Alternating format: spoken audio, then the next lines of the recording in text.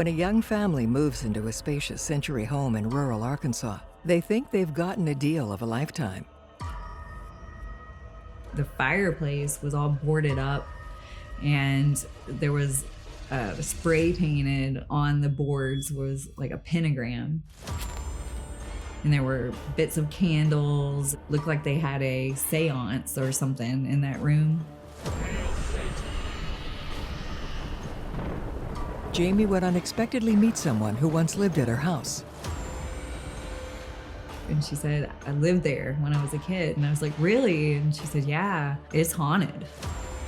She also explained that in the 1800s, a boy had fallen to his death out of one of the second-story windows. There was an old Confederate cemetery that was about 100 yards behind the house.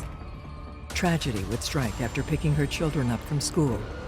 They were doing construction on the road at the time, and one of the barrels was out of place. And so I went to like dodge it, and I just overcorrected, and we ended up flipping several times. Sometime in that process, Tori was ejected from the van, and the van rolled over on top of her, and she was pinned.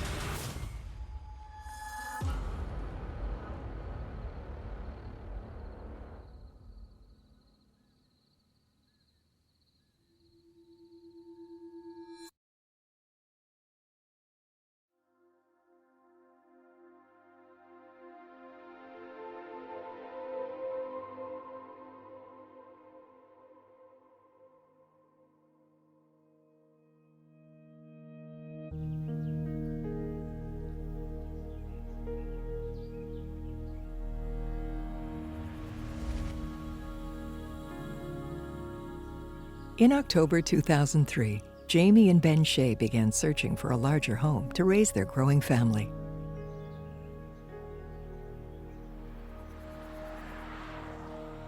We had 3 kids. Tori was the oldest. She was around 10, I believe. Bridger is our middle. He was around 5. And then we had Jackson, who was around 8 months old. We were just kind of looking to find a bigger place, something a little nicer with more room and a big yard and lots of land. After having little luck searching, Jaimie would be informed about a historical property located in her hometown of Lamar, a small city situated in the Arkansas River Valley. I have always been interested in old historical houses, and specifically the colonial style houses with the big front porch. And my aunt actually told me about this place. With some parts of the house being constructed in the late 1700s. It's known to be one of the oldest private residences in the state. I was like, let's go check it out. And it wasn't even on the market, I don't think officially yet. So we kind of had first dibs at it. And I loved the front porch and all the land and the old buildings that were on the property and the big giant trees. It was just everything I had thought of when I thought of raising a family. And it had a lot of character because it was built in the 1800s and 1700s, some of it. So it was just the history, I think, is what drew me to the house. Although the house had been vacant for some time, the price was considerably lower than similar homes in the area. And it was exactly what Jaimie had envisioned for her family. I think, I could be wrong, it was sometime in the late 1700s, was etched on the inside of the fireplace in the kitchen. And then on the outside of the fireplace on the other side of the house, which would be like the living room up to the upstairs bedroom, at the very top, it said 1811 was etched into that.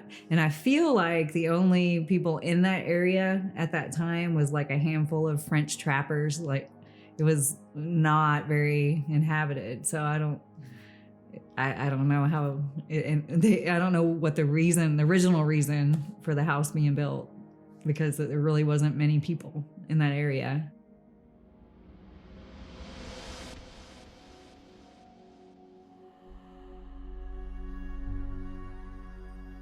While walking through the house, Jaime and Ben would make an unsettling discovery in one of the upstairs bedrooms.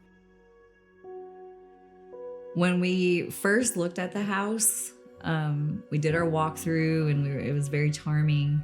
And we went up the stairs, and the last bedroom we looked at was kind of shocking because we walked in and the fireplace was all boarded up, and there was spray painted on the boards was like a pentagram, and there were bits of candles and all kinds of weird, looked like they had a seance or something in that room.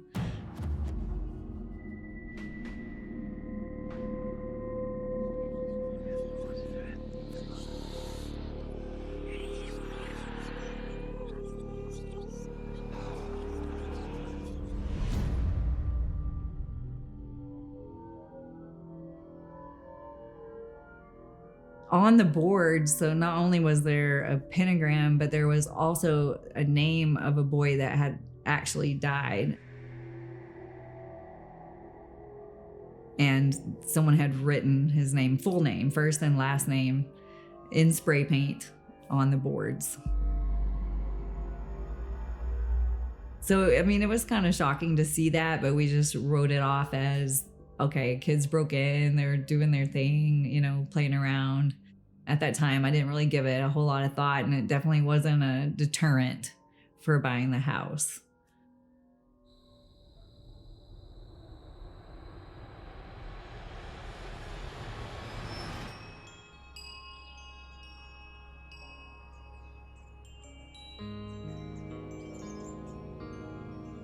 The Sheas remained enthusiastic about the house and believed a deal this good only comes once in a lifetime.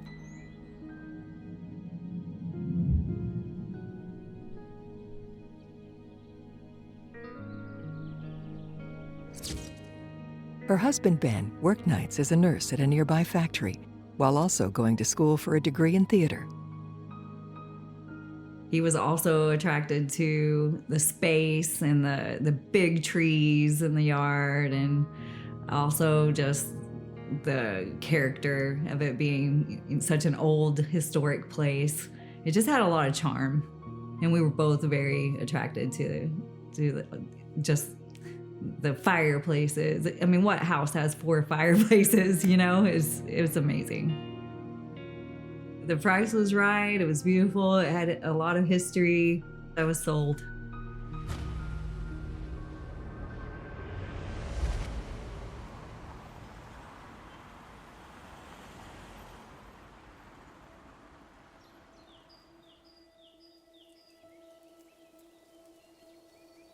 After settling into their new home, the family quickly falls into a busy routine.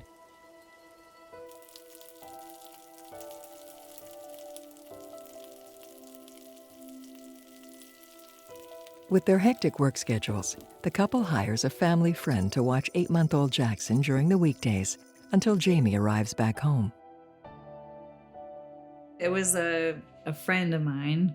Her name is Desta, and she also worked with me. We did some creative projects together, and she volunteered to come and take care of the baby because the other 2 were in school while Ben slept, so that he could come home from work at 7, sleep a few hours, and then go to class.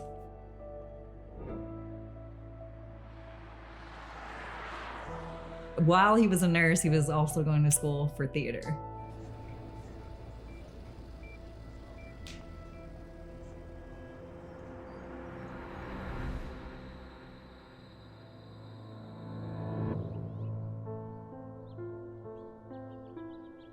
Shortly after moving in, Jaime hosts a yard sale to try and sell anything her family doesn't need anymore. So another thing that happened was when we first moved into the house, we had a big garage sale, where's a yard sale, to get rid of some stuff. And I was just sitting on the porch, and this lady came up, and she was just kind of looking around and, you know, looking at the porch, and she put her hand on the railing and was just like, there are a lot of spirits in this house. She's like, there's a lot of energy going on here. I was like, what do you mean? She's like, I can just tell there's a lot of spirits in this house. She's like, I can feel it. And that freaked me out for sure. The interaction came off as strange, but Jaimie didn't initially put too much thought into it, as there were several Confederate grave markers from the 1800s, only 100 yards behind her property.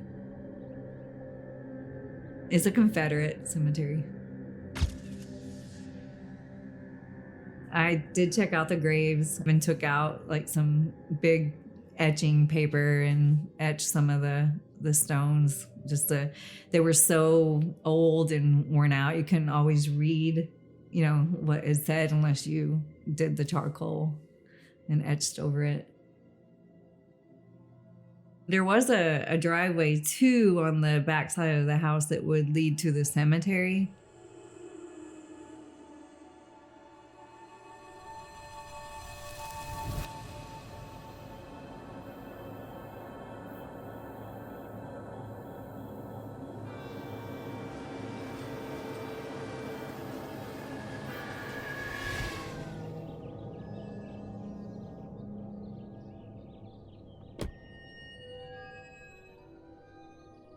Ben would follow his usual routine of sleeping for a few hours before getting ready for class.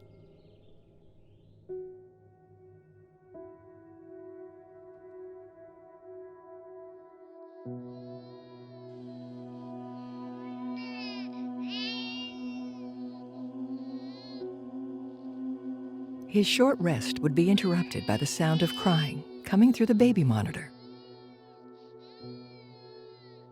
And he kept hearing the baby crying, and we had Desta there to take care of the baby so that he could sleep. And he was frustrated because he was like, why is she not picking up Jackson? He's crying. When the crying wouldn't stop, Ben went upstairs to check on his son. And so he ended up getting up himself and going upstairs, and there was no one there. Desta had taken Jackson out so that he could sleep. And the baby monitor had crying and it woke him up. And then he went up there and there was no baby.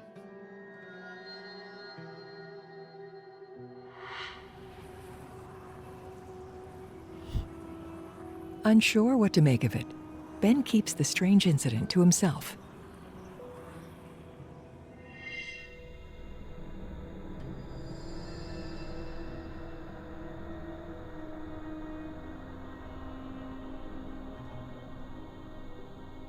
A few nights later, 8-year-old Bridger also noticed unusual activity.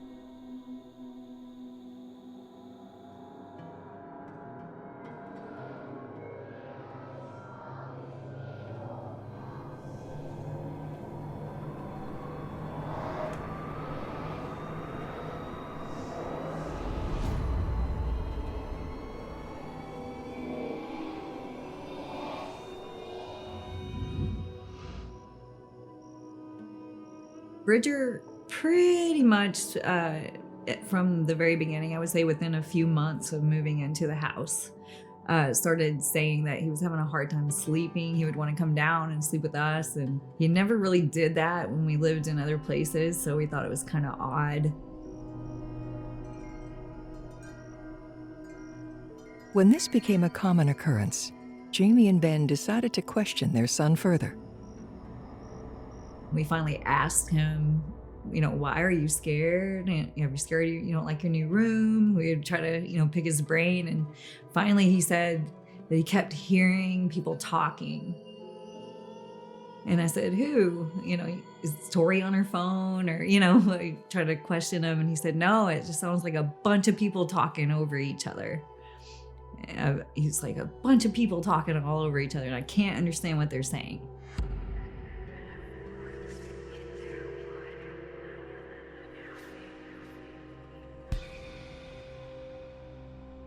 I remember just saying, sometimes, these old houses, they make weird noises and, the windows aren't that thick. Maybe you're hearing the neighbors talking. We'll check it out. Also, I thought he might have just been dreaming. And so I was like, sometimes, you dream things and they seem real. And I would try to just, calm him down and make him relax. And a lot of times he just ended up sleeping in our room because he didn't really like to sleep up in his room.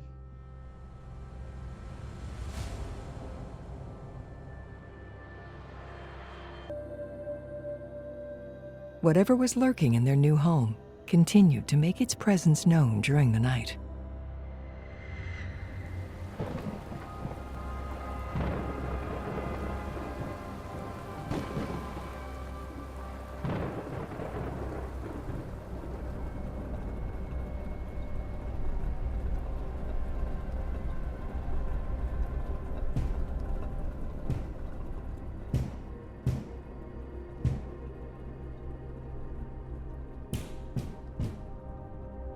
We heard knocking on the wall right behind us, and it sounded like not just knocking, but it sounded like someone was pounding on the wall.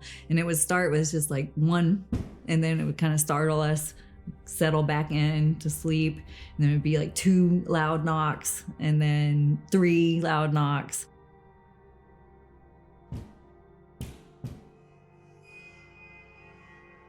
We were like, what is that? Because it wasn't a creak, it wasn't something shifting. It sounded like literally a fist on the wall right above our heads. Although they find the experience odd, Jaimie and Ben believe there must be a rational explanation for the bizarre knocking. It's an old house, it has a lot of sounds, there's probably a lot of settling of the foundation. I would try to come up with anything else besides it being something paranormal.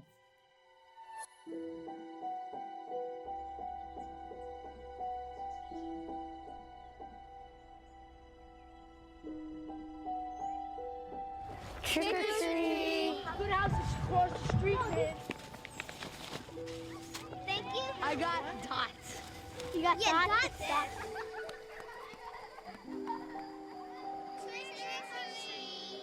Halloween came and went. It had been 2 months since the Shea family moved into their new home.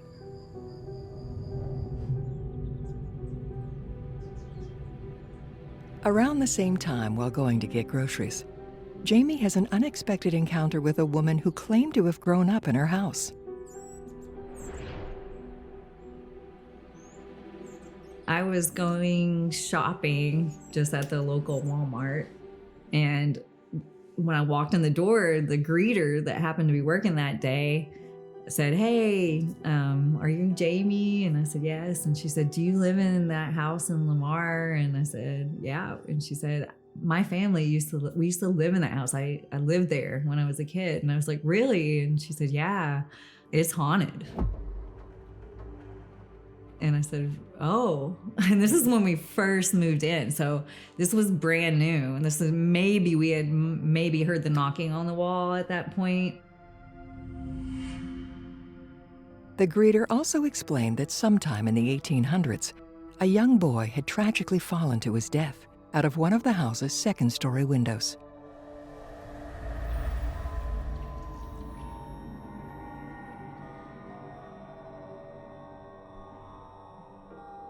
She said that was a story that was passed on from her family. So I guess her family had owned the house for several years. For, years and years, she had grown up there. And that was just something that was a story that was passed on to her, that a boy had fallen out of the window in the upstairs. It was the window of the room that was Bridger's room.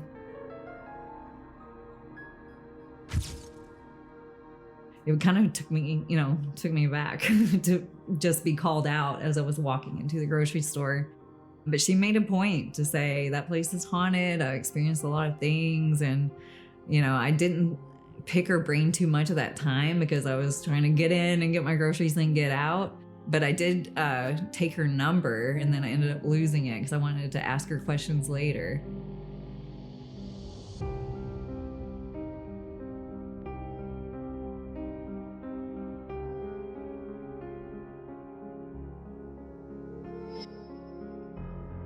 Weeks would turn to months, with no activity to speak of in the Shea household.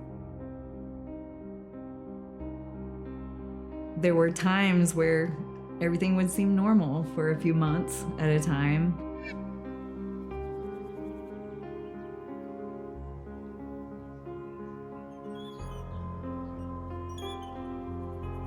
The family became more comfortable in their new home and began to feel better about the move.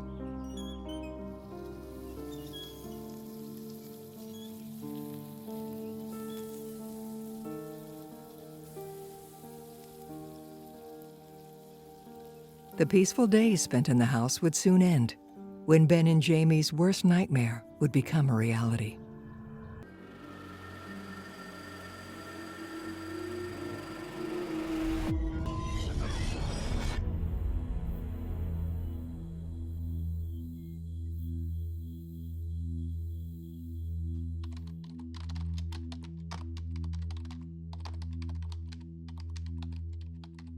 I would take some of my work home from time to time, and so that way I could pick the kids up from school, and sometimes I would leave the office early and take my work, and after the kids went to bed I would finish up, and so I would be on the computer.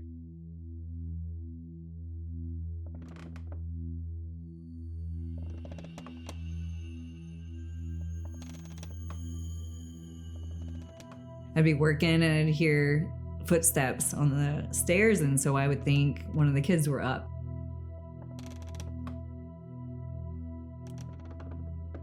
The same thing happened to Ben. When he would be there by himself, he would think one of the kids was up, and he would, say, "Hey, you're supposed to be sleeping, go back to bed." And then we would go and check and everybody's asleep. So the footsteps definitely were not any of our kids walking up and down the stairs.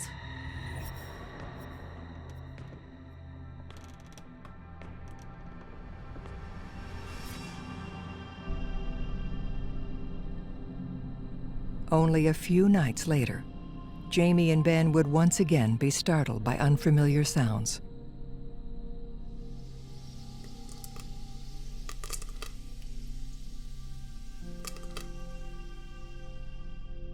She shops. I've never seen anyone spend money the way she does. She spends it like like there's... We aren't even capable of discerning the difference between right... Break out.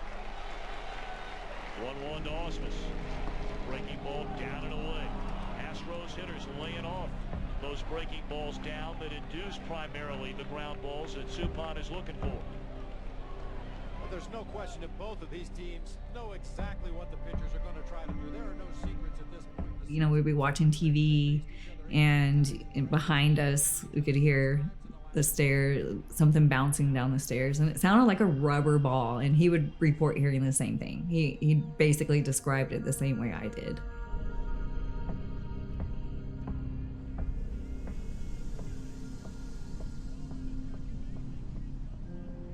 Boom, boom, boom, boom, boom, boom, boom. And you would hear that. So it sounded like somebody rolled a ball from the top of the stairs down the stairs.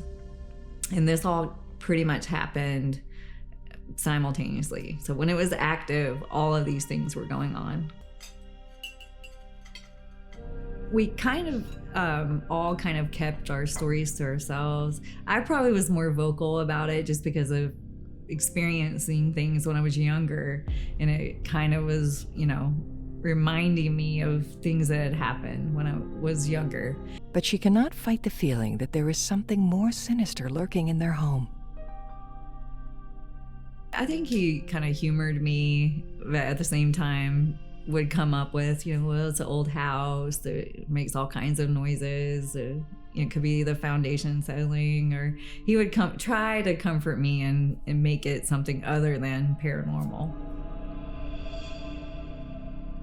For Jaimie, the feeling was hard to shake, especially when the couple's 5-year-old son, Bridger, once again reported unusual activity in his bedroom. It was really hard to get Bridger to sleep in his room. He was really scared of that room. And he would pretty much on every night report hearing voices, or his toys would go off without, while he was sleeping and make noise. And He had all kinds of reports all the time. It seemed like Bridger was the main, maybe it was his room or they were attracted to him for some reason, but he went through the most, I think, of anyone in the house.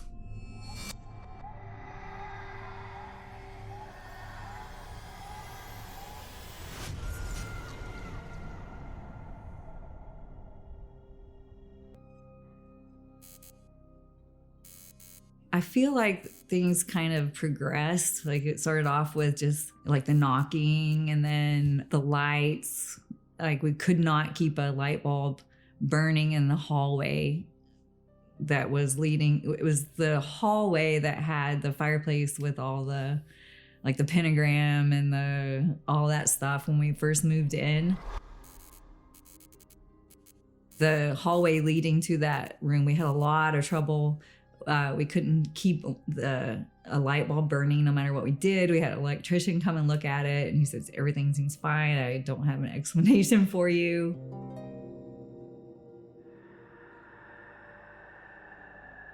Bridger would be scared to walk down that hallway, and so we ended up getting those touch lamps that are battery operated, and we just stuck them to the wall, and that way he could just kind of touch them on his way down the hall to give him some light. We couldn't keep batteries in them. They would only last for like maybe an hour and then they would burn out. The couple's oldest child, Tori, would also become afraid of the house.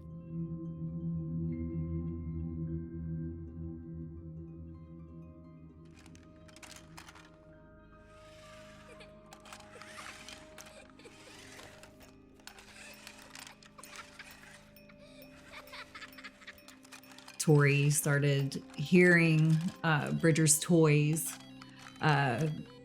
Just it sounded like he was playing with his toys in his room. And so she would go in there and be like, knock it off. You're too loud. I'm trying to sleep. And then she would realize he wasn't even in there or thought he was hiding from her when she opened the door. And in fact, he was in our room sleeping with us.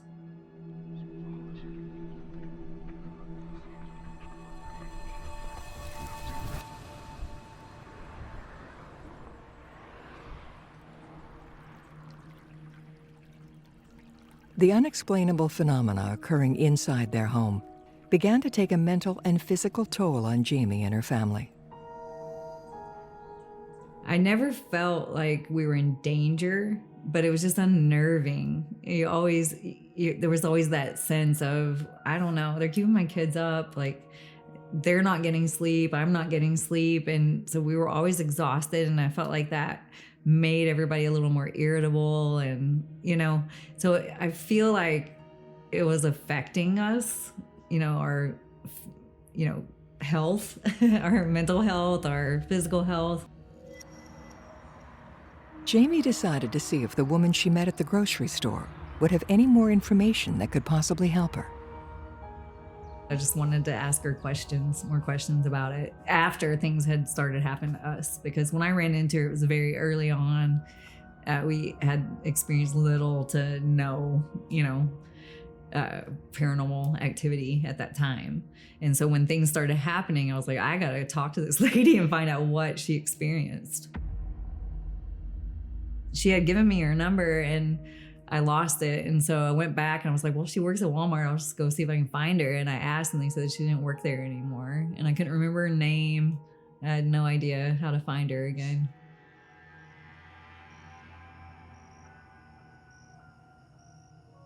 Jaimie would soon reach her breaking point when she has a terrifying interaction with her 5-year-old son, Bridger.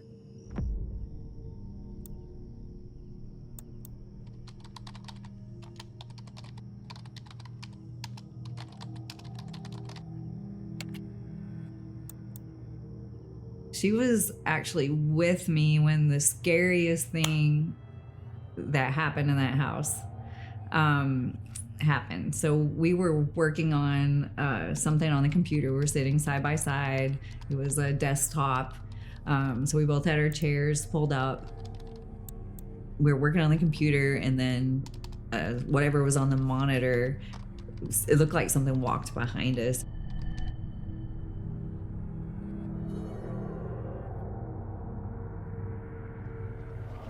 And we both were like, did you see that? And we looked kind of over our shoulder. We didn't know if it was a shadow or a reflection or what, but because of all the other things that had happened in that house, it seemed like it was something behind us we didn't know.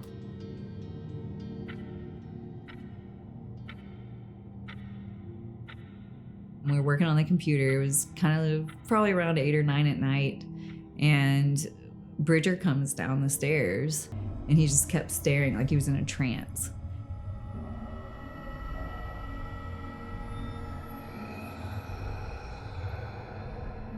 And so I was like, Bridger, are you sleepwalking? And he just started laughing, like this, not his laugh, like the scariest laugh I've ever heard.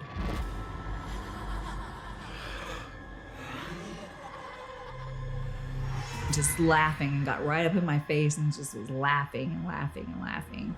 And I couldn't snap him out of it. So finally I kind of, like shook him a little bit. I'm like, Bridger, wake up.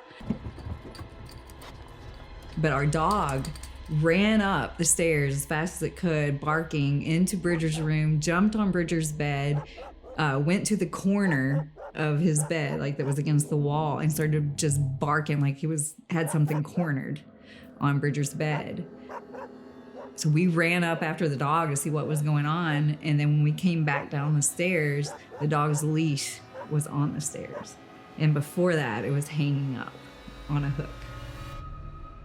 So that was by far the scariest thing that I'd seen, because I thought my son was possessed at that point in time.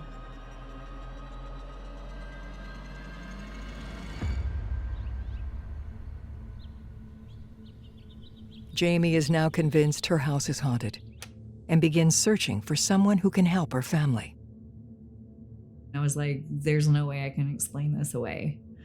We'd already had the balls, the sound of the ball bouncing down the stairs. We've had footsteps. We've had doors slamming. Any of that could be explained away by wind or, old house. But at that point, I was like, no, there's something not right.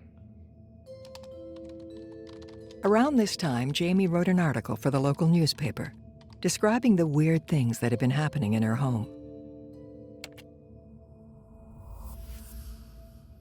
It wasn't long after when the Central Arkansas Society for Paranormal Research saw the article and decided to contact Jaimie.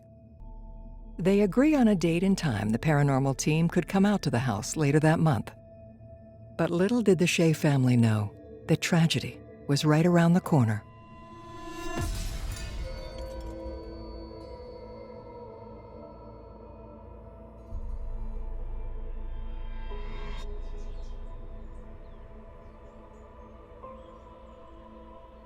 I had picked up the kids from school. We had a minivan, and both of the boys were buckled in. They had their, one had their half car seat, one had the full car seat in the very, very back. Tori was sitting up front, and I had just picked her up from school. We were heading home. It was only about maybe a 3-mile drive, like from one exit to the next, to go home. But they were doing construction on the road at the time, and one of the barrels was out of place. And so it was kind of in the middle of the road, in the middle of the lane. And so I went to like dodge it, and I just overcorrected, and we ended up flipping several times, rolled up the embankment. We went completely head over heels.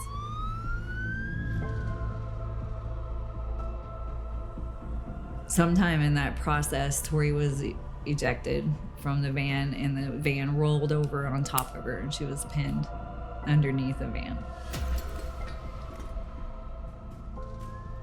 I didn't know where she was, because when there was glass everywhere. We were all, I was all scraped up, and I looked over and she wasn't in her seat. And so then I checked, and Bridger and Jackson were still buckled in, hanging upside down, because the van was upside down.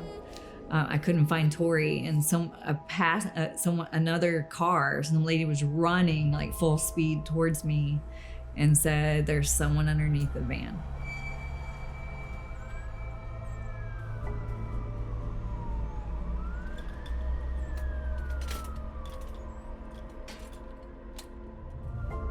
General Hospital, General Hospital. This is Medic 5 currently inbound to your facility, ETA of about 10 minutes.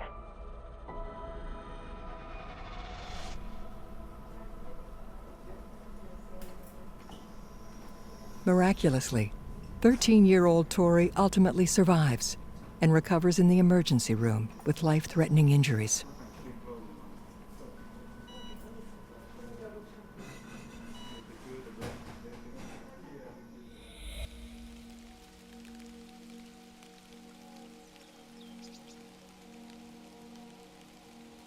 It had rained really hard for several days before that, and I think that's the only thing that saved her life, because the ground was really soft and she was able to sink in, and so it did break her back. She had compression fractures. Sorry, it's really hard for me to talk about this, but I think that she would not have made it if the ground had not been soft like that.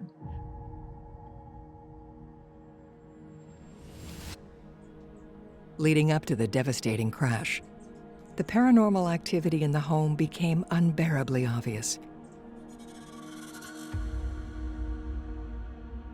Ben had seen what looked like the tail end of a Victorian gown going up the stairs, just the very tail end of it. Like he just caught it out of the corner of his eye. We had seen what looked like pipe smoke, like in the kitchen on the counter. Like there was nothing there, but it just like a little stream of smoke, and it looked like it was coming off like a cigarette or a pipe.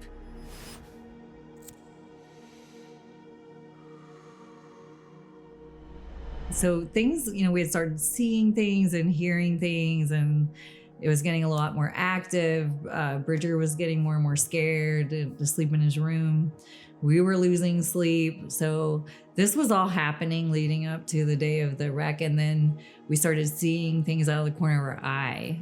We saw what looked like the outline of a shadowy figure in the window upstairs.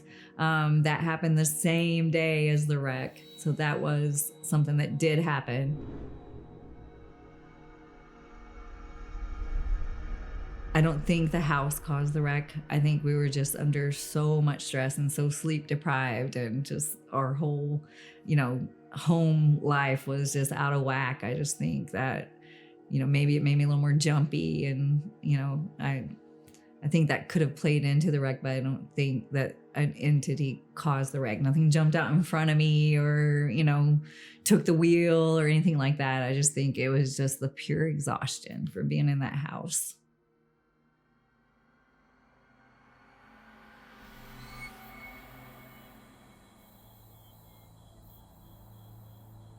After spending time in the ICU and a total of 10 days in the hospital, Tori is finally released to go home.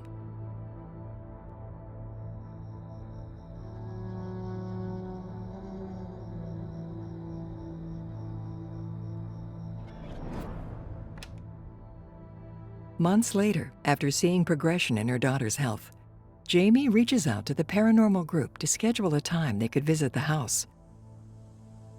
We kind of pushed back them coming to investigate until Tori was healed a little more.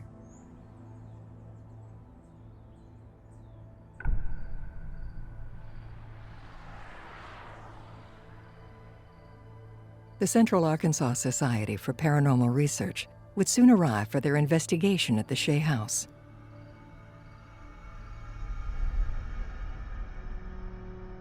The group is led by Karen Schillings, along with psychic medium Angela Lowe, her husband Alan Lowe, and daughter Violet, who also possesses the gift to communicate with spirits. Upon entering the home, the psychics Angela and Violet would quickly notice a shift in the energy.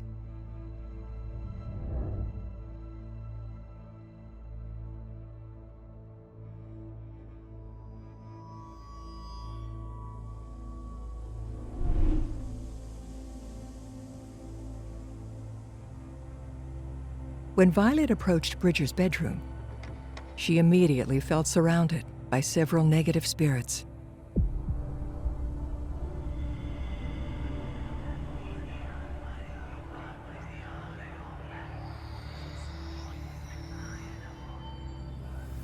think she used the word like a sea of people. I don't know. I remember it was whatever she said. She made it sound like it was like a crowd of people. That was in Bridger's room where she experienced that, and that was where he would report that he was like, I can't sleep. I'm hearing all this talking, and we would ask what kind of talking. He was like, I can't understand. Everybody's talking over each other. So that would make sense that it was multiple, because it would be a lot of noise from a lot of different spirits.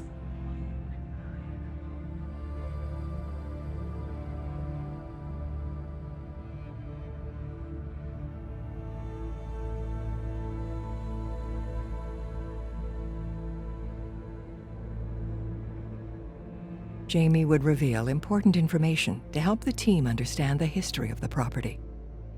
One of my teachers from my high school was part of the historical society, and so I asked her questions about it because I knew that she knew a lot about the history, and she verified that it was the original stagecoach stop and was like a speakeasy type place, and then it was also the county jail at one point.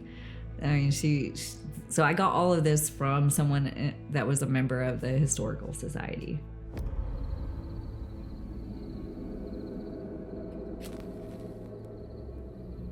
The group decided to use a spirit board in an attempt to contact whatever was haunting the home.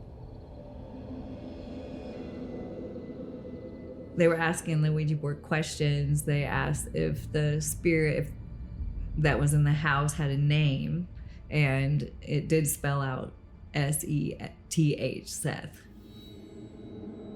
So when they started asking the Ouija board questions, they started asking when the spirit was alive, and the spirit responded on the Ouija board, never.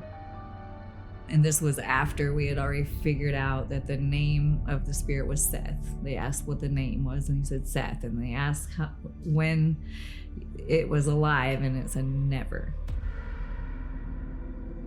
Then after that is the very next question was, have we seen you, or can we see you? And then the Ouija board started going in a figure 8, and then ended up going to the camera and pointing at the camera. So I guess they were like, you can see me on this camera.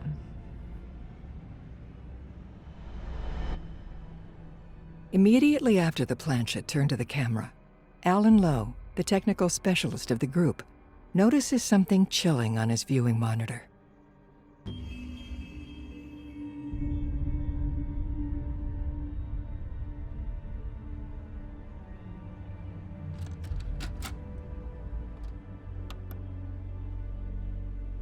So after the Ouija board and the planchette went and pointed at the camera, they reviewed the footage, and this was very similar to what I saw when I was walking down the hallway. It looked like it was a figure that started forming from almost the ceiling. It was very tall. It wasn't, just a small little shadow. It looked like a head kind of formed, and then you could kind of see the shape of a human figure, but nothing was defined. It was kind of transparent, and it lingered for a minute. It would kind of form and then kind of start to disappear a little bit and then kind of come back. So this happened for, several seconds, and then it was gone. Jaime fears that the group may have unleashed something even darker into their home after using the Ouija board. It never felt so bad, and before the Ouija board, I feel like after that, for the next few hours, it was very scary in there. I mean, the whole house turned like ice cold. It felt just evil. It just felt horrible. We were freaked out a lot, but we never felt that like pressing, like malicious feeling until after the investigation.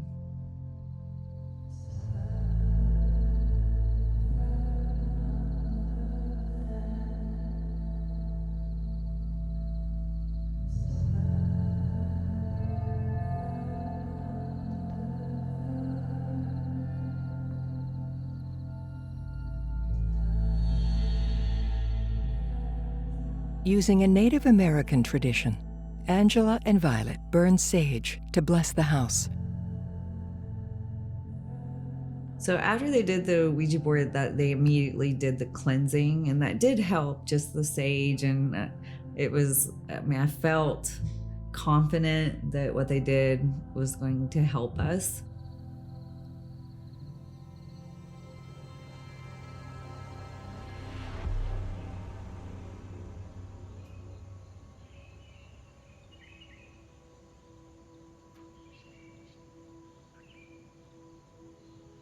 So Casper, some of the members, especially the mediums, said that it was one of the most active, if not the most active presence as far as spirits in the house that they had ever encountered on any of their investigations. And so, I mean, that's tough to hear when you're living in that house and you're told that there are not just one spirit, but multiple spirits in the house, ranging from completely harmless to possibly malicious. That would be Violet. She said that she sensed at least a dozen, maybe more, spirits in the house.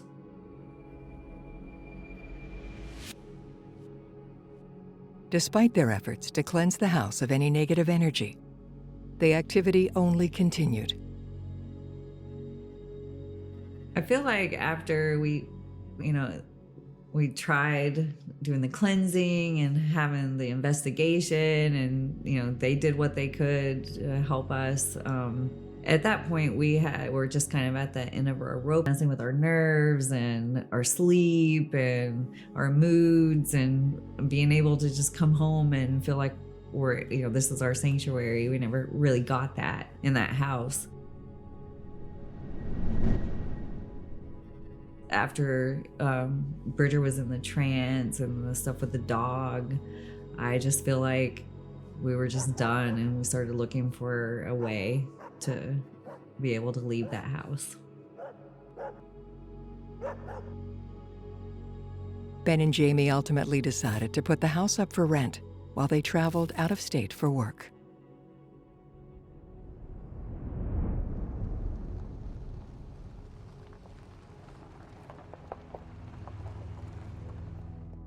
It wasn't long after that we left to go out of state and just decided to rent out the house. So we left as soon as we could.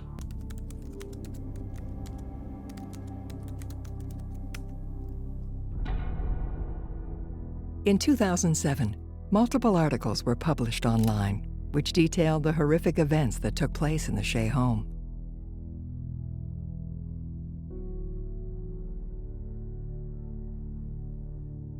New Dominion Pictures, a production company based out of Virginia, would find the story online and contacted Jaime regarding the possibility of turning her family's experiences into a documentary.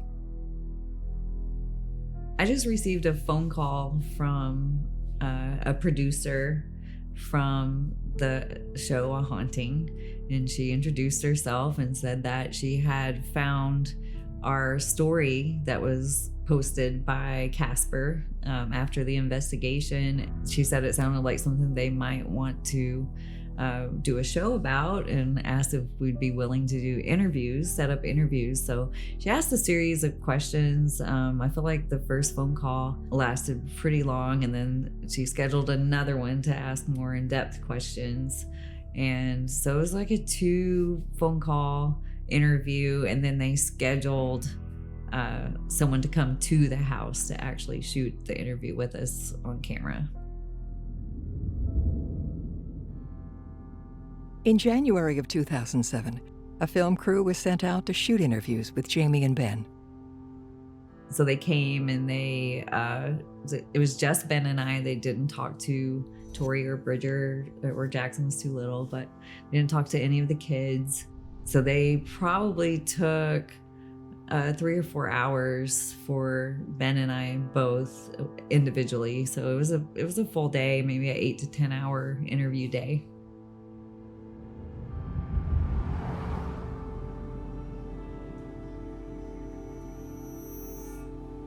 The episode, titled Where Evil Lurks, would be released on Discovery Channel in September of 2007.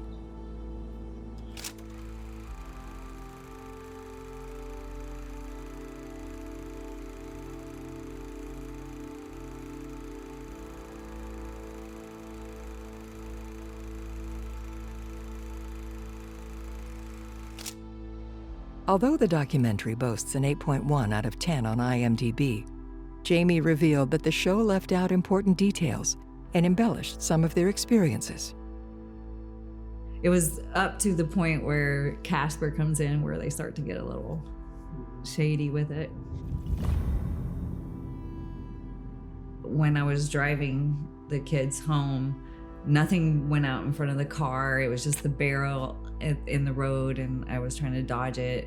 So there was no phantom looking Ghost of Christmas Past looking figure that ran in front of the car or anything like that.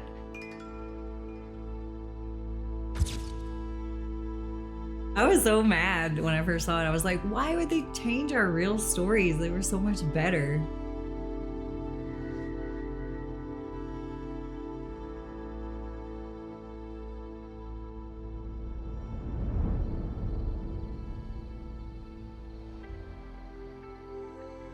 The Sheas would make multiple attempts to return and live in the house, hoping the activity would stop after being away for months.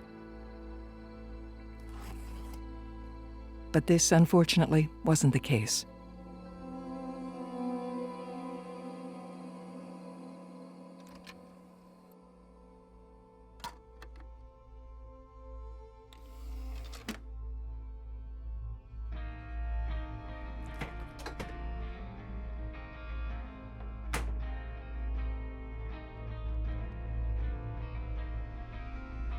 One time we were just playing cards. It was just the family. It wasn't in the middle of the night. This was like maybe 6 or 7 o'clock at night.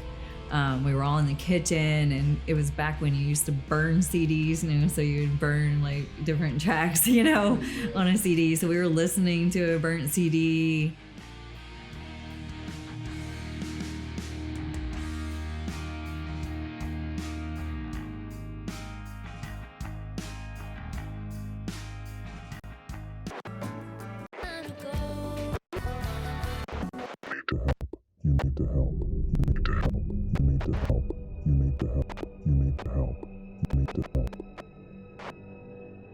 The player jumped to track 99, just like jumped to track 99, and over again on repeat, it kept saying, you need to help, you need to help, you need to help, you need to help, over and over again. Yeah. And that, it makes me sick to my stomach to even think about it. It really freaked me out. And so then we went and tried to find it. Like, was there any song that had those lyrics in it anywhere on that CD? And there wasn't.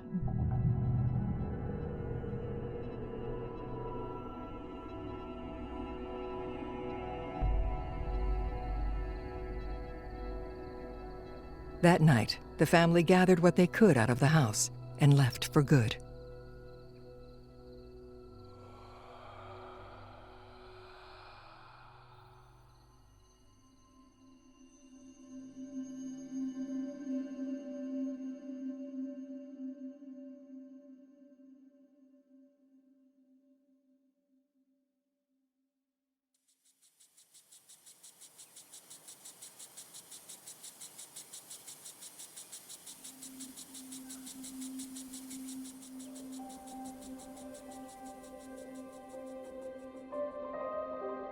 As of 2025, Jaimie has become co-host of the podcast, The Unexplained Archives, which she runs with close friend Jennifer Gentner.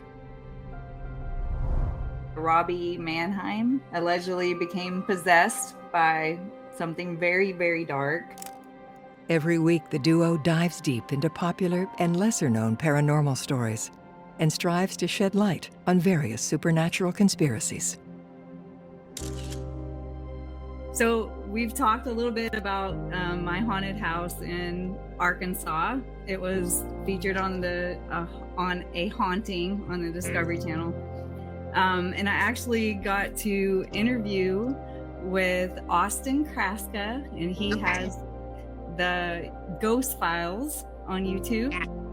He's a documentarian, and I got to interview with him and tell my real story, which was awesome. And he was a great guy. And what's really exciting is he's our guest today. So I'm super excited about that.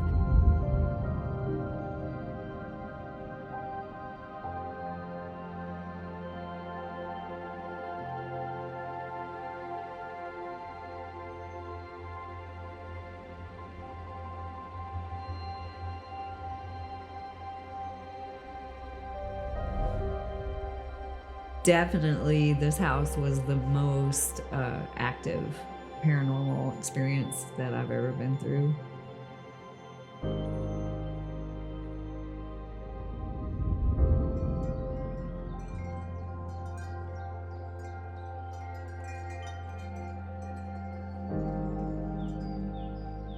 It did make me realize that outside stressors like that can really take a toll on your health.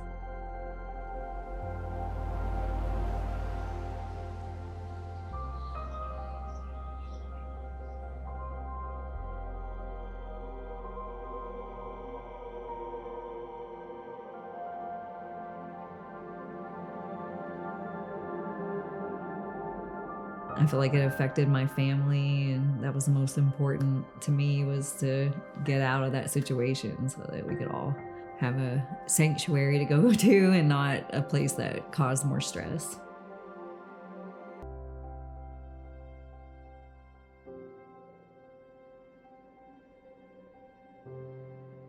This kind of stuff does happen.